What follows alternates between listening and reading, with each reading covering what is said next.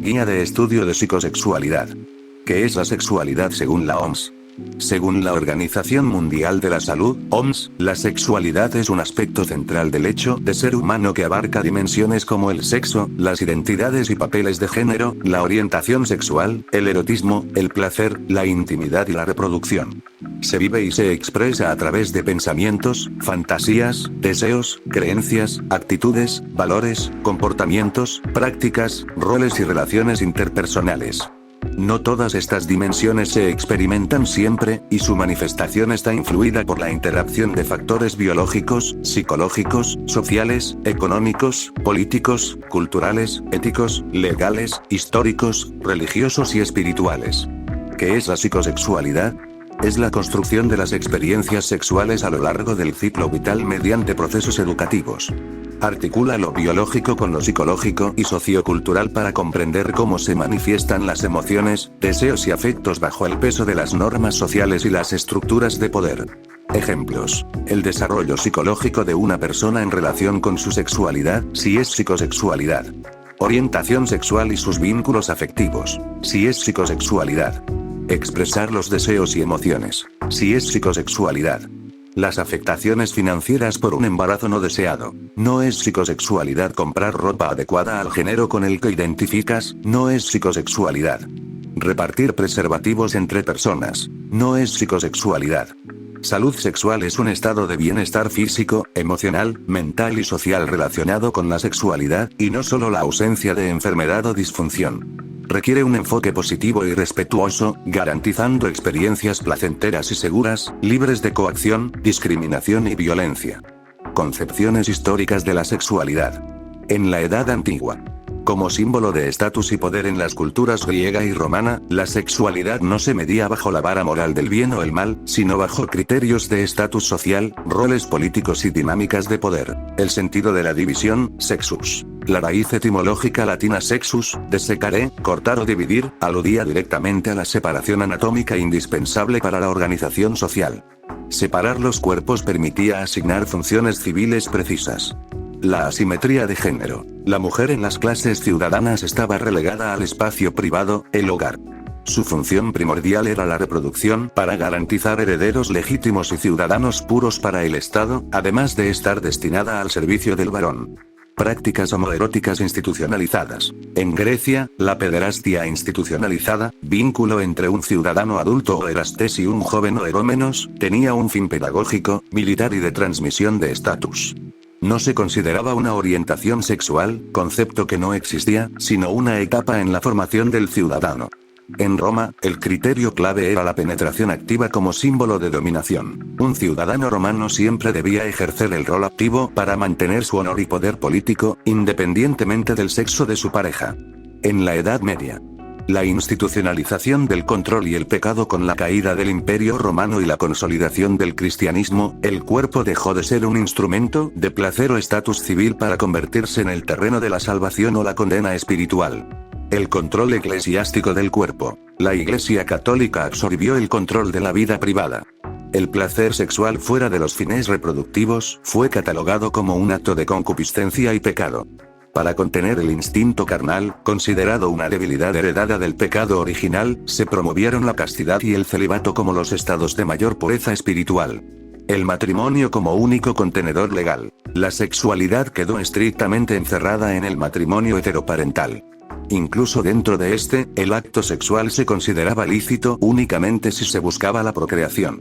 Practicar el sexo por mero placer dentro del matrimonio seguía viéndose con sospecha moral. Mecanismos de control y realidades biológicas. Para resguardar la fidelidad y la pureza, especialmente durante las cruzadas o largas ausencias de los esposos, surgieron artefactos de opresión física como los cinturones de castidad. Paralelamente, el hacinamiento en las urbes medievales y la falta de higiene propiciaron la propagación y los primeros indicios documentados de epidemias de infecciones de transmisión sexual, como formas tempranas de sífilis o gonorrea, las cuales eran interpretadas por la sociedad como castigos divinos por la depravación humana. En la Edad Moderna, de la condena religiosa a la patologización médica, la llegada de la Ilustración, el Renacimiento y la Revolución Científica desplazaron gradualmente el discurso religioso, pero no trajeron la liberación sexual. En su lugar, el médico sustituyó al sacerdote. La medicalización del cuerpo. El estudio de la sexualidad pasó a manos de la ciencia y la medicina. Lo que antes era un pecado de cara a Dios, se convirtió en una enfermedad o perversión de cara a la salud pública. La ciencia comenzó a diseccionar el cuerpo humano con fines biológicos, pero arrastró consigo los prejuicios morales de la época. La cruzada contra la masturbación. Durante este periodo, la medicina victoriana y post-ilustración desató un pánico moral contra el autoerotismo. Figuras médicas influyentes sostenían que la masturbación causaba un desgaste masivo del sistema nervioso central, ligándola erróneamente como la causa directa de la epilepsia, la ceguera, la locura o la tuberculosis. Se llegaron a diseñar alarmas para camas, camisas de fuerza y tratamientos invasivos para evitar que los jóvenes se tocaran. La invención de lo anormal. Se consolidó la idea de que la naturaleza humana tenía una única norma biológica: la reproducción. Cualquier práctica, deseo u orientación que no concluyera en la fecundación, como la homosexualidad, el fetichismo o el sexo oral, ya no solo era rechazada socialmente, sino catalogada clínicamente como una conducta anormal, desviada o aberrante, sentando las bases de la psiquiatría clasificatoria del siglo XIX. La teoría de los solones sexuales. Para entender cómo se organiza internamente este recipiente, el psicólogo mexicano Dr. Eusebio Rubio Aurioles desarrolló la teoría de los solones sexuales. Propone que la sexualidad humana es un sistema compuesto por 4 conceptos o olones, partes que son un todo en sí mismas, pero que a la vez integran un sistema mayor, que se interrelacionan constantemente. 1.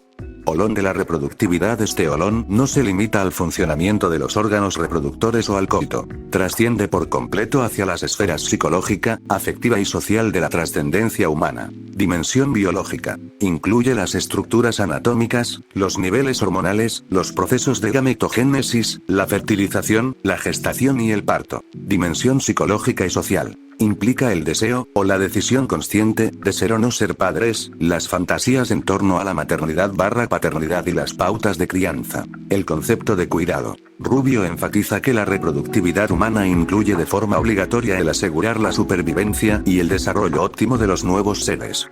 Abarca el instinto y la construcción social de proteger, educar y transmitir cultura a las siguientes generaciones. 2. Olón del género. El género es el filtro a través del cual la sociedad organiza y significa las diferencias biológicas del sexo.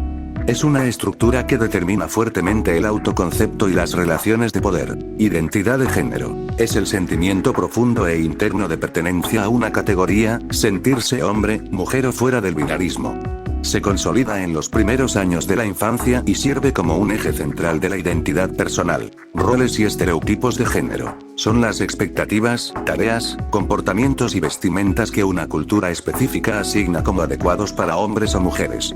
Por ejemplo, dictar qué carreras profesionales o expresiones emocionales son válidas para cada sexo. Atribución de género. Es el proceso social por el cual identificamos el género de los demás a primera vista basándonos en su apariencia, voz o vestimenta, regulando cómo nos comportamos ante ellos.